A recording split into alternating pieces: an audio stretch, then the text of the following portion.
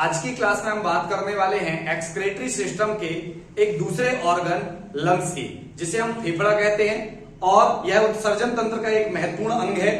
जैसे कि किडनी उत्सर्जन तंत्र का एक महत्वपूर्ण अंग था, ठीक उसी प्रकार फेफड़ा भी उत्सर्जन तंत्र का एक बहुत ही महत्वपूर्ण अंग है। यदि हम बात करें संख्या में, तो फेफड़े की जो संख्या होती है वो कितनी होती है? 2। तो संख्या की यदि बात करें तो संख्या में दो भाग होते हैं, एक राइट लंग्स और दूसरा होता है लेफ्ट लंग्स। यदि हम बात करें राइट लंग्स की, तो इसका जो आकार होता है वो लेफ्ट लंग्स के कंपेयर में थोड़ा बड़ा होता है। इसका जो आकार होता है वो लेफ्ट लंग्स के कंपेयर में थोड़ा सा बड़ा होता है। इसका मुख्य कारण यह है कि हमारे लेफ्ट पार्ट में जो हार्ट का कुछ हिस्सा है वो ज्यादातर लेफ्ट पार्ट में धंसा हुआ है। इस कारण से लेफ्ट पार्ट के कंपेयर में राइट पार्ट का जो भाग होता है वो थोड़ा बड़ा होता है। यदि इसकी बात करें कि फेफड़े के जो भाग होते हैं, तो फेफड़े में राइट लंग्स में मुख्यतः 3 भाग होते हैं। यदि भाग की करें बात, तो राइट फेफड़े में 3 भाग होते हैं, जिसमें पहला होता है सुपीरियर, दूसरा होता है मिडिल और तीसरा होता है इंफीरियर। जबकि यदि हम बात करें लेफ्ट लंग्स में, तो लेफ्ट लंग्स के केवल 2 ही भाग होते हैं, जिसमें कि एक सुपीरियर होता है और एक इंफीरियर होता है। राइट लंग्स में 3 भाग होते हैं, सुपीरियर, मिडिल एंड इंफीरियर। जबकि लेफ्ट लंग्स की बात करें तो उसमें केवल 2 ही भाग होते हैं, सुपीरियर और इंफीरियर। यदि बात करें इनके वजन की, तो प्रत्येक फेफड़े का वजन अप्रोक्सीमेटली 650 ग्राम के समथिंग होता है। अर्थात ओवरऑल यदि हम बात करें वजन की, तो समथिंग ये वजन जो होता है वो 1350 ग्राम के समथिंग जाता है। 1300 से 1350 ग्राम के समथिंग दोनों फेफड़ों का क्या है? वजन नापा गया है। अब हम इसके बाद बात करते हैं इसके अध्ययन की। तो फेफड़े के अध्ययन को पल्मोनोलॉजी बोलते हैं। अध्ययन की यदि हम बात करें तो इसके अध्ययन को पल्मोनोलॉजी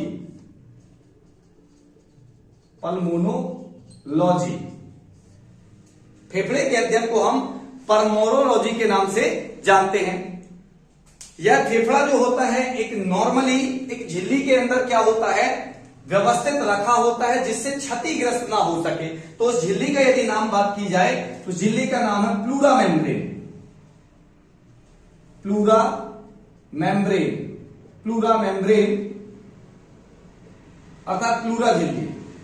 तो ये झिल्ली के क्या होता है? अंदर पाया जाता है, जिसे हम क्या कहते हैं? प्लूरा मेम्ब्रेन कहते हैं। और अध्ययन को किस नाम से जानते हैं? तो पल्मोनोलॉजी के नाम से जानते हैं। जिस प्रकार श्वसन का एक मुख्य अंग है, ठीक उसी प्रकार उत्सर्जन का भी मुख्य अंग है। अर्थात हम कह सकते हैं ये श्वसन और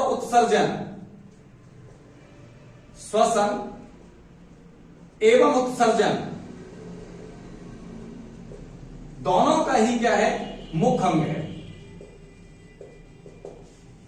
श्वसन का भी कार्य करता है, साथ ही साथ उत्सर्जन का भी यह क्या है? मुख्य अंग है। श्वसन के रूप में यदि बात की जाए तो यह हमारे ऑक्सीजन को पूरी बॉडी में फ्लो करवाने का बहुत बड़ा योगदान इसका होता है। अब किस प्रकार से होता है उसको हम समझते हैं। सबसे पहले यदि हम बात करें तो जो हमारे श्वसन के नासा छिद्र, नासा द्वार से होते हुए जो वायु को जाती है, वो ट्रेकिया में जाने के बाद, जिसको हम श्वास नली कहते हैं, ये ट्रेकिया जिसे हम क्या बोलते हैं? श्वास नली।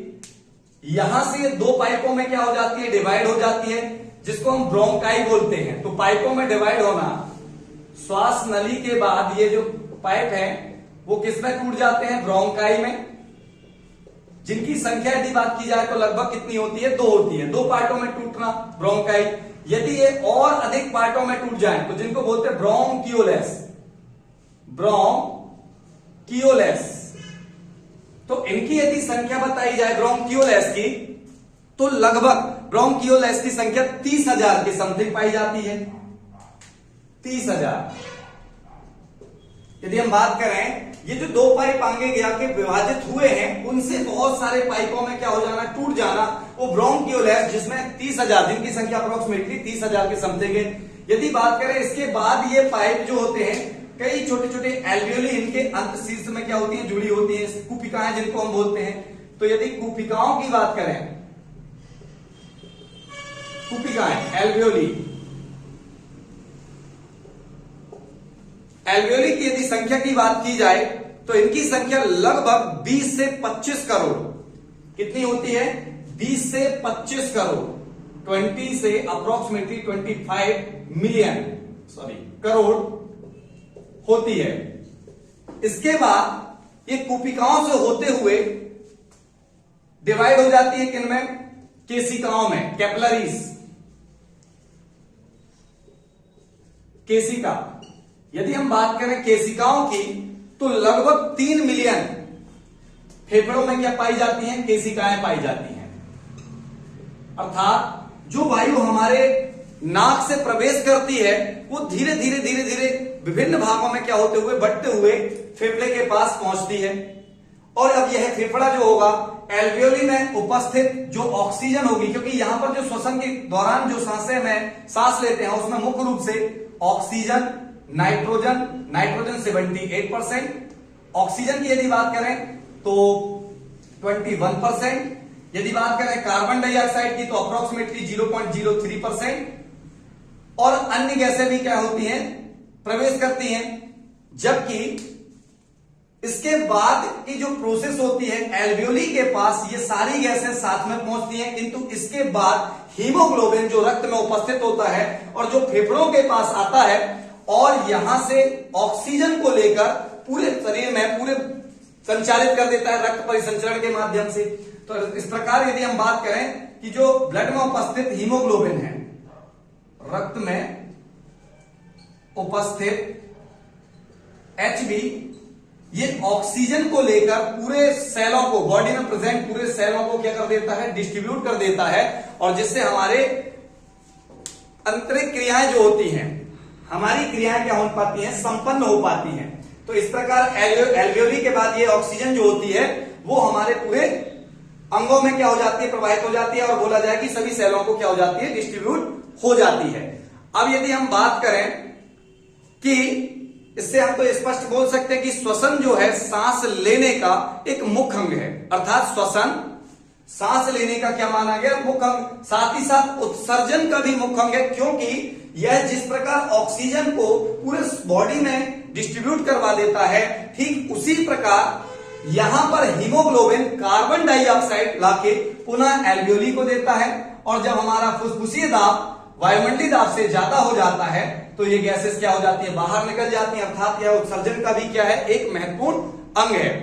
अब इसके साथ ही हम यदि बात करें कि उत्सर्जन में और कैसी कैसी प्रोसीजर क्या होती है? संपन्न होती है।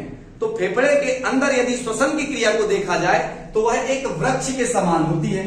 फेफड़े के अंदर श्वसन की क्रिया एक वृक्ष के कैसे होती है? समान होती है। अर्थात ये कई भागों में क्या हो जाती है? डिस्ट्रीब्यूट हो जाती है। इसके साथ ही हम बात करें यदि इसके लंग्स की, TLC जिसको बोलते हैं टोटल लंग्स कैपेसिटी, TLC, और एक होता है T टाइडल वॉल्यूम मतलब TV। यदि पहले हम बात करें TV की, टाइडल वॉल्यूम की, तो टाइडल वॉल्यूम जो होता है नॉर्मली 500 मिलीलीटर, प्रत्येक बार में हम 500 मिलीलीटर यदि श्वसन सांस लेते हैं तो उसमें 350 ml ही हमारे फेफड़ों तक पहुंच पाता है। इसमें से जो 150 अर्थात 150 ml सांस है या ऑक्सीजन है, वो तो ट्रेकिया और उन्हीं के मार्गों में ही क्या रह जाती है? फंसी रह जाती है। रिटर्न हो सकती है या रिटर्न हो जाती है, टर्निंग हो जाती है। अर्थात 350 ml ही कहां पहुंच पाती है? हमारे फेफड़े में पहुंच पाती है। तो ये तो हो गई हमारी tidal volume, TV tidal volume. यदि हम बात करें TLC टोटल लंग्स कैपेसिटी, तो टोटल लंग्स कैपेसिटी जिसको मैक्सिमम बोले वो 2000 ml से 3000 ml तक होती है। यदि हमारी टोटल लंग्स कैपेसिटी की बात करें तो वो 2000 से समथिंग 3000 ml होती है। अब यदि बात की जाए कि एक जो वयस्क व्यक्ति है, एक स्वस्थ और वयस्क व्यक्ति है, वो लगभग एक दिन में 17,000 बार सांस लेता है। एक दिन में अप्रोक्सीमेटली कितने टाइम सांस लेता है? तो एक पूरे दिन में 17,000 या 17,500 बार क्या लेता है, सांस लेता है, और प्रत्येक बार सांस में 6 लीटर वायु क्या करता है, अंदर प्रवेश कराता है। प्रत्येक बार में यदि श्वसन की क्रिया करे तो लगभग 6 लीटर जो वायु होती है वो क्या होती है, प्रवेश करती है। यदि हम बात करें एक दिन में, तो एक दिन में व्यक्ति, एक वयस्क व्यक्ति, एक एडल्ट व्यक्ति कितनी 17,500 बार क्या लेता है, सांस लेता है, और प्रत्येक बार में लगभग 6 लीटर वायु क्या करता है, अपने फेफड़े तक पहुंचाता है। अब यदि हम बात करें इसके साथ कि फेफड़े से संबंधित कितनी क्या बीमारियां हैं, तो उसके बारे में देखते हैं। सबसे पहले दमा, अस्थमा, इसके बाद है टीबी, जिसको अपन क्षय रोग भी बोलते हैं, क्षय रोग। यदि बात करें हम टीबी की, जो किस बैक्टीरिया के कारण होती है, तो Mycobacterium tuberculosis, Mycobacterium tuberculosis, Mycobacterium tuberculosis, ये बहुत ही घातक बीमारी है। इसके बाद यदि हम बात करें तो साथ ही साथ निमोनिया, ये भी बहुत ही घातक बीमारी है फेफड़े के लिए। निमोनिया, ये बीमारी भी एक बैक्टीरिया के कारण उत्पन्न होती है, और उस बैक्टीरिया का जो नाम है Streptococcus pneumoniae bacteria, Streptococcus pneumoniae. तो निमोनिया जो होती है वो स्ट्रेप्टोकोकस न्यूमोनी के द्वारा होती है, जो ही बहुत ही घातक है, बहुत ही बोल सकते हैं खतरनाक बीमारी है, जो फेफड़े को क्या कर देती है, ब्रेक कर देती है, श्वसन की क्रिया क्या हो जाती है, रुक जाती है। इसके साथ एक होती है COPD, जिसको बोलते हैं क्रॉनिक ऑब्स्ट्रक्टिव, क्रॉनिक ऑब्स्ट्रक्टिव। एक और बीमारी है पांचवी, CO, जिसको बोलते हैं chronic obstructive PD, pulmonary disease, COPD, जिसको हम क्या बोलते हैं, क्रॉनिक ऑब्स्ट्रक्टिव डिसीज, जो कि बहुत ही जटिल और बहुत ही घातक है फेफड़े के लिए, क्योंकि यहां पर फेफड़े क्या हो जाते हैं, ब्रेक हो जाते हैं, यहां पर पस बनने लगती है, जिससे श्वसन की क्रिया क्या हो जाती है, रुक जाती है। और इसके लिए एक इनहेलर, एक फुसफुस का प्रयोग किया जाता है, जो इस मार्ग को, इसके आंतरिक मार्ग को क्या कर देता है, सांस लेने के लिए थोड़ा सा तैयार कर देता है।